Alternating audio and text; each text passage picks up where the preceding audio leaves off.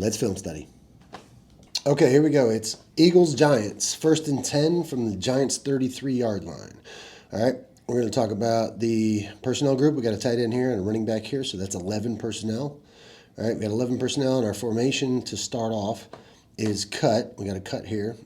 We got this tight end is off the ball, so we'd say cut off. There's 2 over here, so that's cut off 2, and there are 2 to this side. So that's cut off 2, 2. That's cut off 22. Cut off 22 is the formation. Okay, the backfield set is running back is offset away from the tight end, so this is going to be gun far. Quarterback's in shotgun, backs offset away from the tight end, gun far. All right, so it's cover 4, which means we have 3 underneath defenders. We just have to subtract 4 from 7 to tell us how many underneath defenders we have. So now we have 3 underneath defenders to cover 6 zones, which means they'll each be responsible for 2 zones.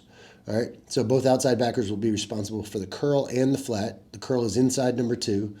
All right, and the flat is anything outside number 2 all the way to 1. All right, so right now this guy and this guy have curl flat. That means Trotter here in the middle has both hooks. All right, if he has both hooks, that means he's off of number 3. Well, if we count from outside in, 1, 2, 3, number 3 is in the backfield right now.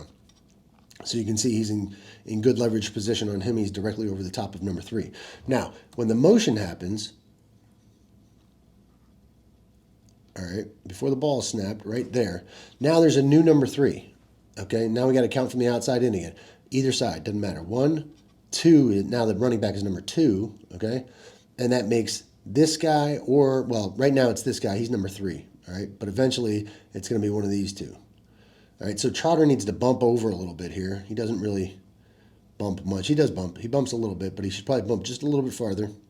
All right, and then when he starts his drop, he needs to keep in mind that this guy's expanding. So now my new number 3 is about to be the tight end. And then the tight end runs past the old number 1 receiver.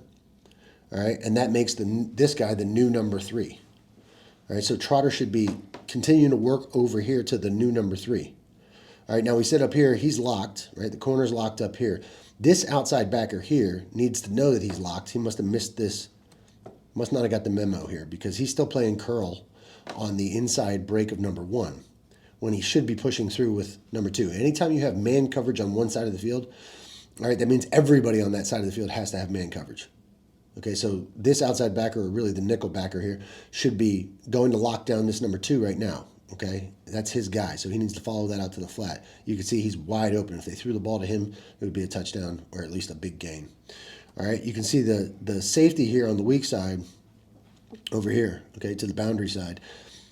Once that guy goes in motion, right, I told you he would say poach, poach, poach. Now he slides over and he says, I got poach. I can help you on number 3 vertical. Telling this guy, you just pay attention to number 1 and 2. Don't worry about number 3. I've got number 3. Okay, so nobody runs vertical on that side, so it's not a problem. But you can see he checks over here just to make sure. All right, now he can just sit in his quarters on that side. There's nothing threatening him, so no problem. Okay, so right now Trotter's relating to number 3. This is number 3 before the motion. Here comes the motion. Now that changes. Now at that point right there, the guy in motion becomes the new number 3 as he crosses the back. So now this is the back is number 2 to this side, to the boundary side. Okay, and now this guy is now number 3. So Trotter needs to bump, bump, bump all the way out to this guy who becomes the new number 3, number 17 here. You see how this unfolds? And so what they're really doing here is they're tricking Trotter, okay? They're trying to get him to not be on top of his game, which he's not, right? As that guy goes in motion, Trotter's like, okay, so now that's my new number 3. Maybe he's thinking that, but he's not really moving fast enough. All right, and then he stops. Okay, and all this 17 is trying to do now is find a nice soft spot in the zone, which he does. This is called a spot route, all right? We get one guy flaring, we get another guy running some sort of an out or a 7 or something out here, and then we get the number 1 receiver just hooking up or zoning. He runs in for a bit, finds a soft spot in the zone, and spots up. Okay, that's why it's called a spot route.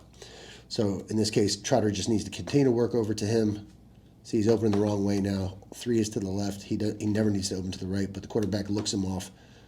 All right, watch, the quarterback does a nice job looking over there. He never had any intention of throwing it to the boundary side, but he looks him off long enough to give him that soft spot in the zone, completion, and a tackle. All right, not a big deal. But if Trotter had been paying a little closer attention to where his number 3 was, This could have been a breakup, maybe even a pick. Okay, so what we saw in that play was a few things. We saw quarters coverage that changed to a lock on the boundary side, all right, and what's called a poach by the backside safety on the number 3 receiver. It never came into play. We saw Trotter get out leveraged by his number 3. He needs to move over with that and keep pace with number 3 throughout the entire play. But we did see a really good break by him, and I'm sure he has a bright future. Till next time.